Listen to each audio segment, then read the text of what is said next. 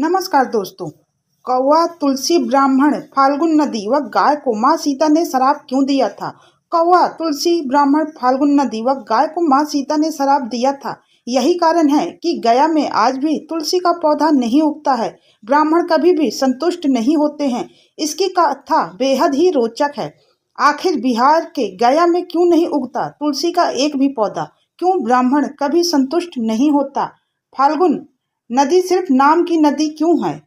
कौवा हमेशा लड़ झगड़ कर ही क्यों खाना पाता है? कौवा, तुलसी, ब्राह्मण व गाय को माँ सीता ने क्यों श्राप दिया था? इसके बारे में कुछ लोग ही जानते हैं। आइए हम विस्तार से इस बारे में बताते हैं।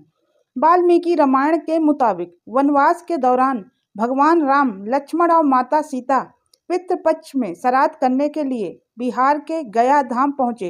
वहां ब्राह्मण ने भगवान श्री राम और लक्ष्मण को श्राद्ध कर्म के लिए अब आवश्यक सामग्री जुटाने के लिए कहा।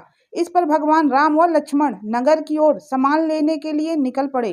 ब्राह्मण देव ने माता सीता से आग्रह किया कि पिंडदान का समय निकलता जा रहा है।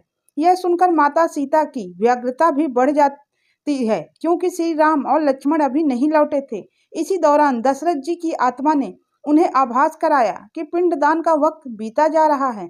यह जानकर माता सीता असमंजस में पड़ गईं। तब माता सीता ने समय के महत्व को समझते हुए यह निर्णय लिया कि वह स्वयं अपने ससुर राजा दशरथ का पिंडदान करेंगी। उन्होंने फाल्गुन नदी के साथ साथ वट वृक्ष, कौवा, तुलसी, ब्राह्मण व गाय को साक्षी मानकर स्वर्गीय राजा दशरथ का पिंडदान विधि विधान के साथ किया। इस क्रिया के उपरांत जैसे ही उन्होंने हाथ जोड़कर प्रार्थना की तो राजा दशरथ ने माता सीता का पिंडदान स्वीकार कर लिया। माता सीता इस बात से बहुत प्रफुल्लित हुई कि उनकी पूजा दशरथ जी ने स्वीकार कर ली। इसके बाद उनके मन में संशय भी हुआ कि प्रभु राम इस बात को नहीं मानेंगे, क्योंकि पिंडदान पुत्र के बिना नहीं हो सकता है। थोड़ी देर बाद भगवान राम और लक्ष्मण सामग्री लेकर आए और पिंडदान के विषय में पूछा। तब माता सीता ने कहा कि समय निकल जाने के कारण उन्होंने स्वयं पिंडदान कर दिया। प्रभु राम को इस बात का विश्वास नहीं हो रहा था कि बिना पुत्र और बिना सामग्री के पिंडदान कैसे संपन्न और स्वीकार हो सकता है।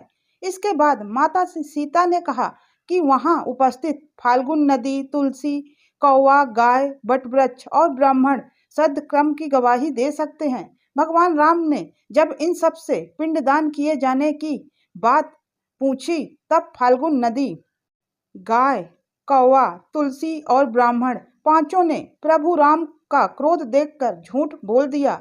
माता सीता ने कोई पिंडदान नहीं किया है। बट वृक्ष ने सत्य कहा कि माता सीता ने सबको साक्षी मानकर विधि पूर्वक राजा दशरथ का पिंडदान किया है। पांचों साक्षी के झूठ बोलने पर माता सीता ने क्रोधित होकर उन्हें आजीवन श्राप दे दिया। फाल्गुन नदी को श्राप दिया कि वह सिर्फ नाम की नदी रहेगी, उसमें पानी नहीं रहेगा। इसी कारण फाल्गुन नदी आज भी गया में सूखी है।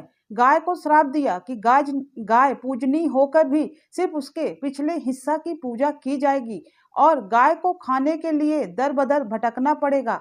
आज भी हिंदू धर्म में गाय के सिर्फ पिछले हिस्सा की ही पूजा की जाती है।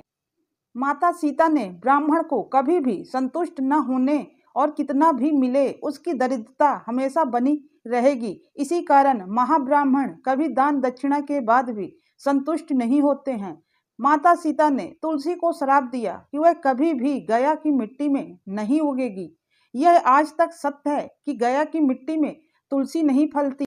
और कौवा को हमेशा लड़ झगड़ कर खाने को श्राप दिया था। कौवा आज भी खाना अकेले नहीं खाता है। माता सीता ने जहां इन पांचों को श्राप दिया, वहीं सच बोलने पर वटवृक्ष को आशीर्वाद दिया कि उसे लंबी आयु प्राप्त होगी, वह दूसरों को छाया प्रदान करेगा। पतिव्रता स्त्री उनका स्मरण करके अपने पति की दीर्घ आयु की कामना करेंगी। इस प्रकार माता सीता ने वटवृक्ष को आशीर्वाद दिया और वहीं उन पांचों को श्राप दिया और वह श्राप आज तक चल रहा है। तो दोस्तों, आपको यह वीडियो कैसी लगी प्लीज़ कमेंट्स करके ज़रूर बताइए और चैनल को सब्सक्राइब कीजिए। नमस्कार।